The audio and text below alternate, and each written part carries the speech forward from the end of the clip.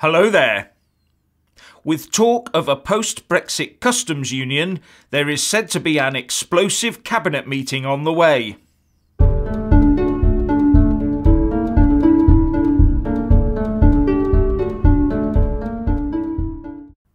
It looks like the hardline Brexiteers of Boris Johnson, Michael Gove and Liam Fox will be going head-to-head with the soft Brexit advocates of Philip Hammond, Amber Rudd and Greg Clark in a crunch cabinet meeting in the next few days, reports the Telegraph. The face-off will be over whether or not the UK goes into any form of customs union with the EU after Brexit Day on the 29th of March 2019.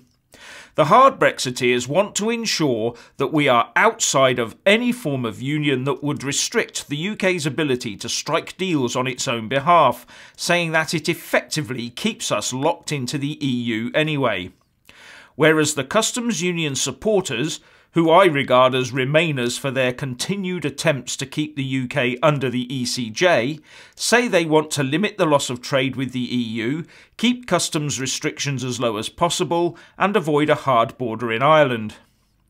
And now Anna Soubry and Ken Clarke have tabled amendments to two key pieces of Brexit trade legislation that would keep the UK in the customs union if they were agreed by the House. And there is also speculation that the Labour Party stance is turning towards the UK remaining in the customs union after Brexit Day, says the Telegraph. Anna Soubry, a former business minister, and Ken Clarke, the former Chancellor, said they would try to get cross-party support for keeping the UK's current customs arrangements with the EU in a clear challenge to May's authority, said The Guardian. They have a strong chance of causing an embarrassing government defeat if Jeremy Corbyn's frontbench supports their amendments to two trade bills when they are debated in the House of Commons before the end of February. The PM has yet to rule out this proposal for a new customs union, and that has sparked a backlash from grassroots Brexiteers, who have flooded to support an online petition demanding that the UK makes a clean exit from the EU, reports The Express. Leave voter Elizabeth Watson started the petition, which says, "We must leave the EU completely in March 2019. No transition period, no delay. Theresa May is betraying the British people who voted to leave the EU by making the UK stay in until 2021 and paying billions of pounds to the EU while we stay. No immigration control, no border control, no sovereignty. An absolute betrayal of the 17 million voters who chose to leave." And criticising both Theresa May and David Davis, arch backbench Brexiteer Jacob Rees-Mogg said, "If we know where we are going at the end of it, there are many things that Eurosceptics such as me could accept in a genuine implementation with a clear end point that are very troubling if we don't know the end point.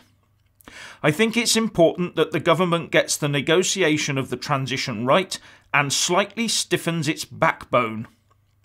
He has also kept the pressure on regarding Treasury reports and repeated that he thinks officials are fiddling the figures. Rees-Mogg had previously raised the subject in the House of Commons, which led to Brexit Minister Steve Baker having to apologise to both the House and to Charles Grant, the head of the Centre for European Reform, for saying that what Rees-Mogg was claiming was essentially correct. Charles Grant said he was surprised that Jacob Rees-Mogg was also not apologising for his comments in the House. But the Brexiteer said on BBC Radio 4's Today Show, "The only thing I will apologise for, that it's turned out to be much more serious than I thought."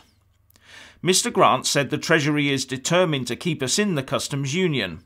He also said on another occasion that the Treasury is newly emboldened. He is getting private briefings from the Treasury against government policy. This is very serious.